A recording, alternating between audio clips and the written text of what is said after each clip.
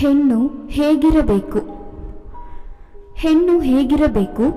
ಹೆಣ್ಣು ಸುಮ್ಮನಿದ್ದರೆ ಮೂದೇವಿ ಎನ್ನುವರು, ವಾದ ಮಾಡಿದರೆ ವಾಚಾಳಿ ಎನ್ನುವರು, ನಗುನಗುತ್ತಾ ಇದ್ದರೆ ನಂಬಬೇಡಿ ಎನ್ನುವರು, ಅತ್ತರೆ ಊರು ಹಾಳು ಮಾಡುವವಳು ಎನ್ನುವರು, ಹೊಂದಿಕೊಂಡು ಹೋದರೆ ನಾಟಕವಾಡುವವಳು ಎನ್ನುವರು, ಹೊಂದದಿದ್ದರೆ ಮನೆ ಹಾಳಿ ಎನ್ನುವರು, ಬಾಯಿ ಮಾಡಿದರೆ ಜಗಳಗಂಟಿ ಎನ್ನುವರು, ನಿಧಾನವಾಗಿ ಮಾತನಾಡಿದರೆ ಉಸಿರಿಲ್ಲದವಳು ಎನ್ನುವರು, ಒಬ್ಬಳೇ ಕೆಲಸ ಮಾಡಿದರೆ ಯಾರನ್ನು ಕರೆಯುವುದಿಲ್ಲ ಎನ್ನುವರು, ಕೆಲಸಕ್ಕೆ ಕರೆದರೆ ಸರಿಗಟ್ಟುವವಳು ಎನ್ನುವರು, ಕೇಳಿ ಮಾಡಿದರೆ ಏನೂ ಗೊತ್ತಿಲ್ಲ ಎನ್ನುವರು, ಕೇಳದೆ ಮಾಡಿದರೆ ಕಾರುಬಾರು ನಡೆಸುವವಳು ಎನ್ನುವರು, ಸಿಂಪಲ್ ಆಗಿದ್ದರೆ ಅಂದವಿಲ್ಲ ಎನ್ನುವರು, ಸಿಂಗರಿಸಿಕೊಂಡರೆ ಆಡಂಬರದವಳು ಎನ್ನುವರು, ಮನೆತನದ ಕಾಳಜಿ ಮಾಡಿದರೆ ಇವಳೊಬ್ಬಳಿಗಿದೆಯೋ ಎನ್ನುವರು, ಕಾಳಜಿ ಮಾಡದಿದ್ದರೆ ನಿರ್ಲಕ್ಷ್ಯದವಳು ಎನ್ನುವರು, ಏನೂ ಮಾಡದಿದ್ದರೆ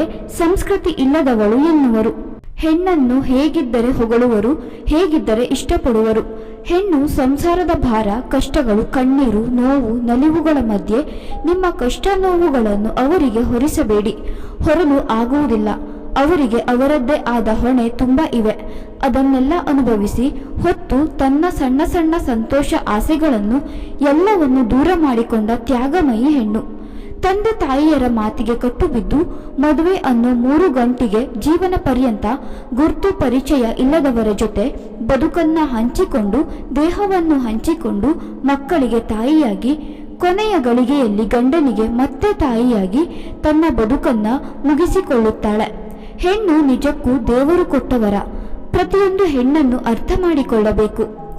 ಸ್ನೇಹಿತರೆ, ಇದೇ ರೀತಿಯ ಉಪಯುಕ್ತ ಮಾಹಿತಿಯೊಂದಿಗೆ ಮುಂದಿನ ವಿಡಿಯೋದಲ್ಲಿ ಸಿಗೋಣ.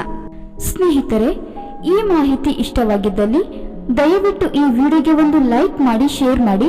ಇದೇ ರೀತಿಯ ಹೆಚ್ಚಿನ ವಿಡಿಯೋಸ್ಗಳಿಗಾಗಿ ನಮ್ಮ ಚಾನೆಲ್ ಅನ್ನು ಸಬ್ಸ್ಕ್ರೈಬ್ ಮಾಡಿಕೊಳ್ಳಿ.